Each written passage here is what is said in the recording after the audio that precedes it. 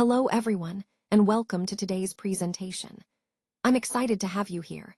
Today, we'll be exploring monitoring and evaluation, or M&E, which are essential parts of managing projects and programs.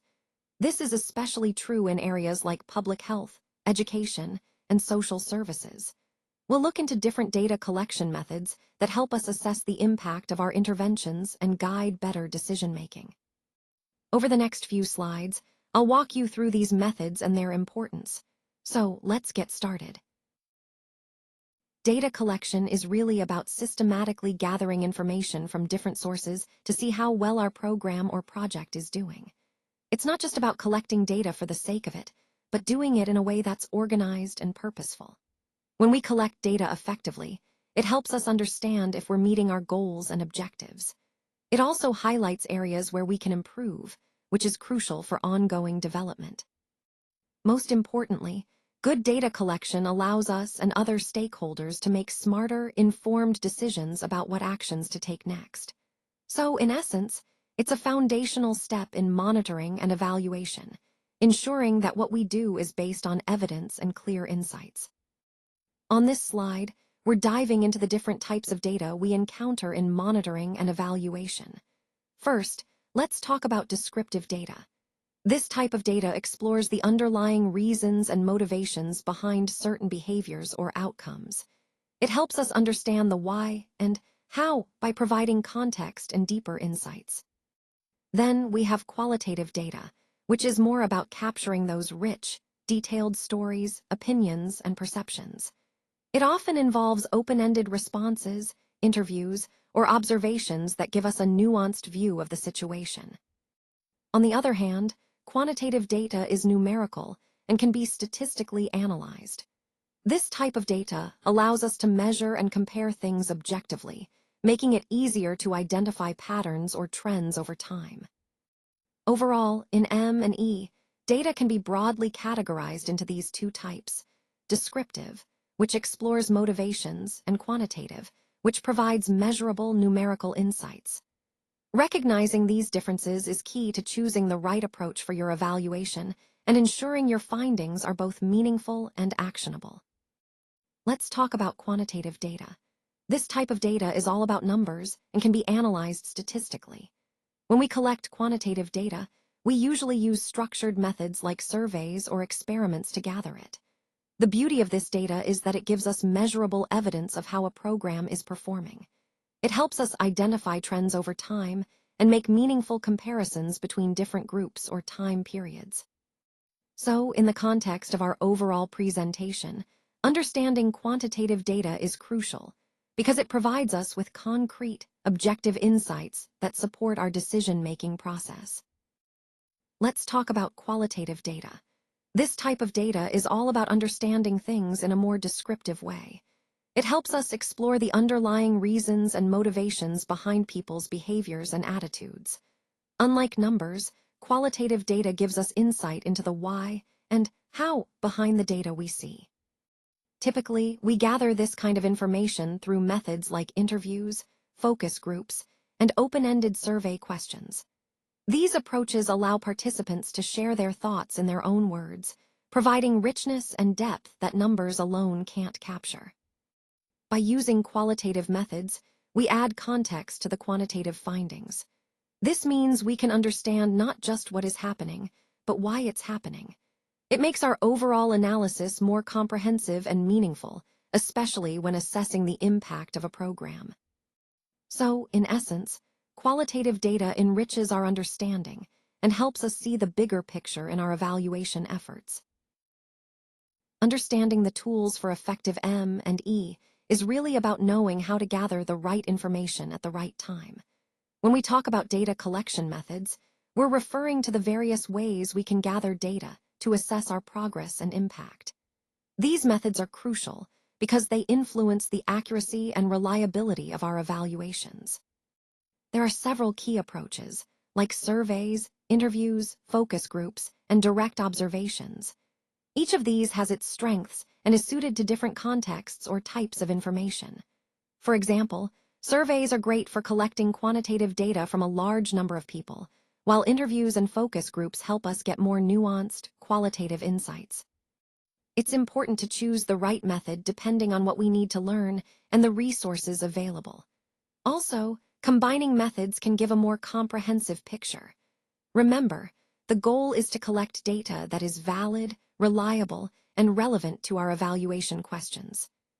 Connecting this to the overall theme, effective data collection methods are the foundation for meaningful monitoring and evaluation. Without good data, our assessments can be flawed, which impacts our decision-making and ultimately the success of our programs. Now, let's talk about some methods that are especially useful for reaching participants in remote areas. Telephone surveys are a great example.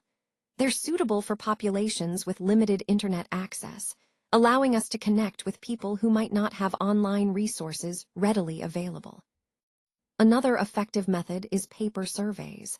These tend to be cost-effective and can reach a broad audience, especially in communities where digital access is still a challenge. Then there are online surveys, which are very popular in monitoring and evaluation. They're designed to gather quantitative data from a large number of respondents quickly and efficiently. Online surveys can be administered in various formats, like questionnaires or digital forms, making them flexible and accessible for different contexts. Overall, these survey tools, whether by phone, paper, or online, serve to collect valuable data, helping us understand our target populations better and tailor our programs accordingly. Standardized questions play a crucial role in ensuring that responses are consistent across all participants. This consistency helps us compare data more accurately and reduces the chances of bias or confusion. When everyone answers the same way, our analysis becomes much more reliable. Additionally, using standardized questions allows us to gather data from a large number of people quickly. Instead of conducting lengthy interviews or open-ended surveys, we can efficiently collect a broad range of responses in a short period. This approach is especially useful when we want to identify trends or general opinions across a wide population. It's a powerful tool for making informed decisions based on solid, comparable data. Overall, standardized questions are a key advantage of surveys because they combine uniformity with efficiency, helping us understand the bigger picture more effectively. Now, let's take a look at some of the common challenges we face with surveys. One major issue is that respondents may not fully understand the questions we ask, which can lead to inaccurate data. If someone misinterprets a question, their responses might not truly reflect their opinions or experiences, and that can affect the reliability of our findings. Another point to consider is that surveys often suffer from low response rates. When fewer people participate, it becomes harder to draw meaningful conclusions because the data may not represent the entire target population. These issues highlight some of the disadvantages of surveys. While they are a valuable tool for gathering insights, it's important to be aware of these potential pitfalls and work on strategies to improve clarity and engagement to get more accurate and comprehensive results. Now, let's talk about interviews as a qualitative data collection method. Interviews involve a direct, face-to-face or virtual interaction between the researcher and the respondent. This method allows us to gather in-depth insights by engaging in a conversation. Depending on the research goals, interviews can be structured, semi-structured, or unstructured. Structured interviews follow a set list of questions, making them more like surveys, while semi-structured ones offer some flexibility for follow-up questions. Unstructured interviews are more open-ended, encouraging respondents to share their thoughts freely. The key point here is that interviews provide rich, detailed data, which is essential for understanding complex issues or personal perspectives. Since this method involves direct interaction, it helps us capture nuances that other data collection methods might miss. Connecting this to our overall theme, interviews are a powerful tool to explore the why and how behind the patterns we observe in our data. Now, let's take a look at some of the disadvantages of interviews. One challenge is that interviewer bias can sometimes influence responses, meaning the way questions are asked or the interviewer's reactions might unintentionally sway what the interviewee says. Additionally, conducting interviews can be quite time-consuming and potentially costly, especially if you're aiming for a large number of participants or detailed sessions. However, it's important to balance that with the advantages. Interviews do allow for clarification and follow-up questions, which can help ensure you truly understand the responses.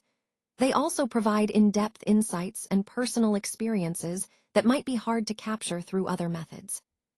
So, while interviews have their limitations, their ability to delve deeper into individual perspectives makes them a valuable tool, especially when aligned with the overall goal of gaining richer, more nuanced data. Focus groups involve guided discussions with a small group of participants. This method is ideal for exploring perceptions and opinions on specific topics. When we use focus groups, we can get in-depth insights that might be harder to capture through surveys or questionnaires. It's really helpful for understanding how people feel and what they think about certain issues. This technique allows for interaction among participants, which can bring out new ideas and perspectives. As part of our overall research approach, focus groups help us gather rich, qualitative data that complements other methods. So, in summary, they're a powerful tool for exploring perceptions and opinions in a conversational and interactive way.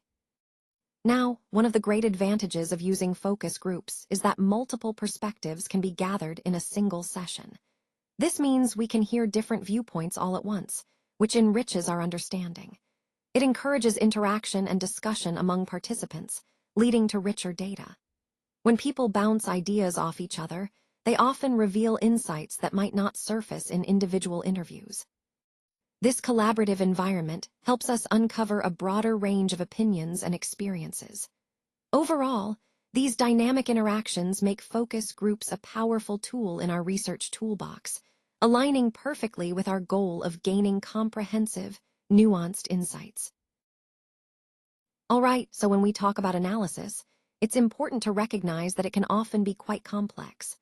This is mainly because responses from participants can vary widely, making it a challenge to interpret the data accurately. Sometimes, certain voices tend to dominate discussions, which can overshadow the quieter participants. This is especially true in focus groups, where more assertive individuals might steer the conversation, potentially skewing the insights we gather. Speaking of focus groups, it's crucial to understand their disadvantages as well. While they can provide valuable qualitative data, the dominance of certain voices can limit the diversity of opinions, and this can impact the overall validity of the findings. So, when we're designing and analyzing these sessions, we need to be mindful of these dynamics to ensure we're capturing a balanced perspective. Observational data collection involves systematically watching and recording behaviors and events in their natural settings. This means we observe what people do in real-life situations without interfering. It's a method that can be both qualitative and quantitative, depending on how we record the data. If we focus on detailed descriptions and context, that's qualitative. If we count occurrences or measure frequency, that's quantitative. The key idea here is that observations help us gather authentic, real-world information, which is crucial for understanding behaviors in their natural environment. This approach ties into our overall theme of collecting accurate, real-life data to inform our conclusions. Let's talk about some key advantages of observations. First, by relying on direct observation, we reduce the reliance on self-reported data, which can often be biased or inaccurate. People might forget details or unintentionally provide misleading information, but observations give us a more objective view. Second, observations provide real-time data and context, meaning we see what's happening as it happens, giving us a clearer picture of the situation. This immediacy helps us make more informed decisions and better understand the environment. Overall, these advantages make observations a powerful tool in gathering accurate, unbiased, and timely information, which aligns perfectly with our goal of improving data quality and insights. Let's talk about some of the disadvantages of observation as a method. First, it can be quite time-consuming and may require significant resources. This means you might need a lot of time, personnel, or equipment to gather meaningful data. It's not always the most efficient approach, especially for larger studies. Another important point is observer bias. This occurs when the person conducting the observation unintentionally influences the results or interprets data based on their own expectations or beliefs. It's a common challenge that can affect the accuracy and objectivity of your findings. So, while observation can be valuable, it's important to be aware of these limitations. They remind us that this method isn't always quick or straightforward, and we need to be cautious about potential biases that could impact our conclusions. Administrative data refers to the information that organizations collect during their everyday operations. This type of data is gathered as part of routine activities, such as managing records in schools, hospitals, or government agencies. It's essentially the data that organizations already have on hand from their regular functions. Highlighting this is important because administrative data can be a valuable resource for research and analysis, providing insights without the need for additional data collection efforts. Throughout this presentation, we've been exploring different data sources, and administrative data stands out because it's often comprehensive and readily available. By understanding how organizations collect and use this data, we can better appreciate its role in informing decisions and policymaking. Now, let's take a look at why administrative data is particularly useful for longitudinal studies and trend analysis. As you can see, it allows us to track changes over time, which is essential for understanding long-term patterns and outcomes. Because this type of data is often readily available, it makes conducting these studies much more feasible, especially when compared to collecting new data from scratch. Plus, it's generally cost-effective, meaning we can analyze large populations without breaking the bank. Overall, administrative data is a valuable resource that supports comprehensive, ongoing research efforts and helps us identify trends that can inform policy and practice. Data quality and completeness can really vary depending on the source and the context. Sometimes, the data we rely on might not be as thorough or accurate as we need it to be. This can pose challenges when we're trying to make informed decisions or assess progress. Additionally, it's important to recognize that administrative data, while useful, has its limitations. For example, it may not always align perfectly with monitoring and evaluation needs. M&E often requires specific indicators and detailed insights that administrative data might not capture fully. So, when we're using administrative data, we should be aware of these disadvantages. They can impact the accuracy and relevance of our analysis, which is why understanding these limitations is crucial for making the most out of the data we have. When it comes to selecting the appropriate data collection method, there are several factors to consider. It's not a one-size-fits-all situation. You need to think about the specific context of your project, the type of data you need, and the resources available. Choosing the right method is a critical decision because it directly impacts the quality and reliability of your data. Remember, the goal is to gather accurate, relevant information efficiently. So, take the time to evaluate these factors carefully. They will guide you toward the most effective approach for your research. When planning your data collection, it's important to consider what type of data you really need. Do you require quantitative data, which is numbers and statistics, or qualitative data, which gives you more in-depth insights and understanding? Or maybe you need both types to get a complete picture. Next, think about your budget and time constraints. How much resources do you have available? This will influence your approach and the scope of your data collection efforts. Resources are also a key factor. Consider what tools, personnel, and technology are at your disposal to gather and analyze data effectively. Another critical point is identifying who you're collecting data from. Understanding your target population helps tailor your methods and ensures the data is relevant and useful for your research objectives. Speaking of which, clarify what you want to find out. Defining your research objectives keeps your efforts focused and aligned with your overall goals. Lastly, keep these factors in mind as you move forward. All these considerations, data type, resources, target population, and objectives, are interconnected and shape the success of your data collection process. Remember, thoughtful planning here sets the foundation for meaningful insights and impactful results. It's crucial to remember that aligning the method with the evaluation goals is essential. This means that the way we collect data should directly support what we're trying to find out. When the methods match the goals, the data we gather becomes more relevant and useful. If there's a mismatch, we might end up with information that doesn't help us make informed decisions. So, always think about what you're aiming to achieve and choose your approach accordingly.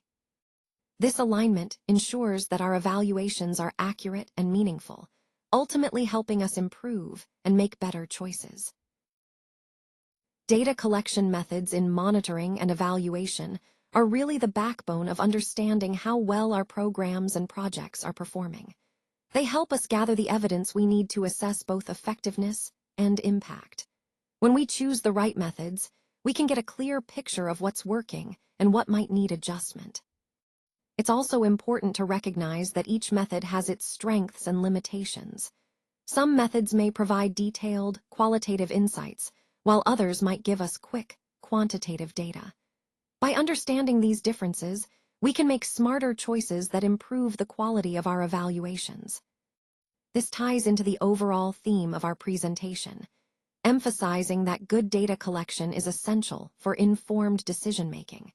When we select appropriate methods, we're better equipped to demonstrate results and identify areas for improvement. So, always consider the context and goals of your evaluation to choose the most effective approach. As M&E continues to evolve, it's clear that integrating diverse methods will be crucial for really capturing the full complexity of social programs. You see, social initiatives are often multifaceted, involving many layers and variables that a single approach might not fully encompass. So, by combining different methods, qualitative, quantitative, participatory, we can gain a more comprehensive understanding. This progression is essential if we want our evaluations to be more accurate, nuanced, and ultimately more impactful. It ties back to the overarching theme of the presentation, the importance of adapting and innovating our evaluation approaches to better serve the communities and issues we aim to support. Let's move on to our Test Your Understanding section with some review questions. This is a great way to reinforce what we've covered so far. I'll ask a few questions to check your grasp of the key concepts. Remember, the goal here is to connect everything we've discussed to the overall theme of effective communication and decision-making. So, stay engaged and think about how these points fit into the bigger picture. Don't worry if you're unsure about an answer. These questions are meant to help you solidify your understanding. Let's get started. Let's talk about the difference between quantitative and qualitative data in the context of monitoring and evaluation. Quantitative data refers to information that can be measured and expressed numerically. It helps us answer questions like how many, how much, or how often. For example, counting the number of participants in a program or measuring the percentage increase in sales. On the other hand, qualitative data is more descriptive and focuses on understanding the quality or characteristics of a situation. It answers questions like why or how, providing deeper insights. For instance, gathering feedback from participants about their experiences or exploring perceptions of a program's impact. Both types of data are crucial in monitoring and evaluation because they complement each other. Quantitative data gives us the hard numbers, making it easier to track progress over time. Qualitative data adds context, helping us understand the story behind those numbers. By combining these approaches, we get a more complete picture of our program's performance and impact.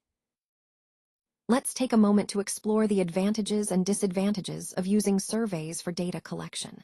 Surveys are great because they allow us to gather data from a large number of people relatively quickly and cost-effectively. They also provide standardized responses, making it easier to analyze trends and compare data across different groups. However, there are some downsides to keep in mind.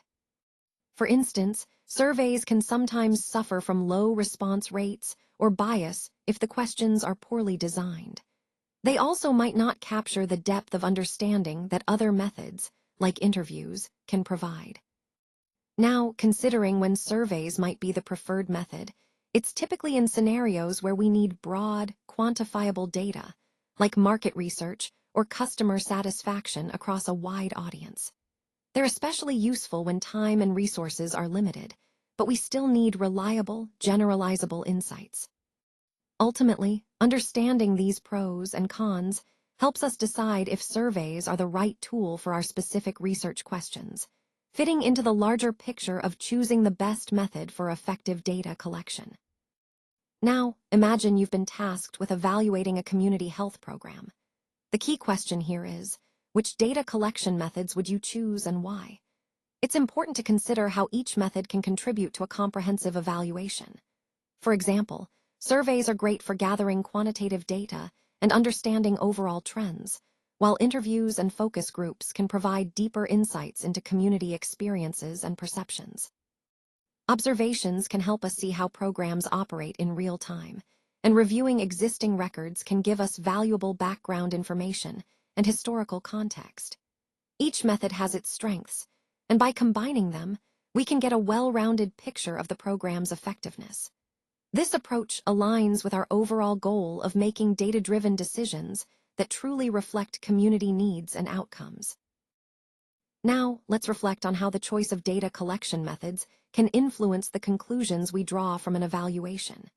Different methods can lead to different insights, and understanding their strengths and limitations helps us interpret results more accurately. Combining multiple methods, what we call triangulation, can really strengthen our evaluation. It allows us to cross-verify findings, reducing the risk of biases skewing our understanding. Moving on, consider the potential biases that might affect the data collection methods we've discussed. For example, surveys might be influenced by respondents wanting to give socially desirable answers, while interviews could be affected by interviewer bias. These biases can impact the overall findings, leading us to possibly overestimate or underestimate the true effects. So, in essence, being aware of these biases is crucial. It helps us interpret results more critically and ensures our conclusions are as reliable as possible. Remember, thoughtful selection and combination of methods, along with an understanding of their limitations, are key to conducting robust monitoring and evaluation efforts.